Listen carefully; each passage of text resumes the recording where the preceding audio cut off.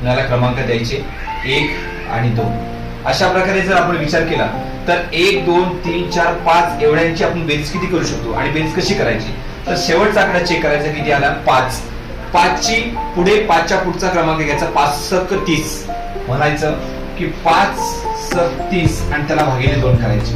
म्हणून आपल्याला प्रश्नाचं उत्तर येतं की बाबा 2 क 2 2 त्रिक 6 5 त्रिक 15. म्हणजे याचा अर्थ अशा प्रकारचे 15 बसतात. आणि आता उभे बघूया, हे 2 आणि 1 आहे, याचा शेवटचा आकडा 2 आहे. 2 च्या पुढे 3 ला गुणायचं म्हणजे 2 गुणिले 3 आणि भागिले 2 करायचं. 2 ला 2 गेले राहिले 3.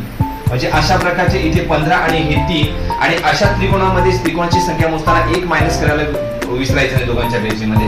म्हणून 15 आणि 3 किती होतात तर 15 आणि 3 होतात 18. पण 18 मधून 1 मायनस करायचा राहतात 17. त्याच्यामुळे आपल्या प्रश्नाचं उत्तर की ह्या आकृतीमध्ये किती त्रिकोण असतील तर ह्या आकृतीमध्ये त्रिकोण असतील टोटल 17 हे लक्षात ठेवा.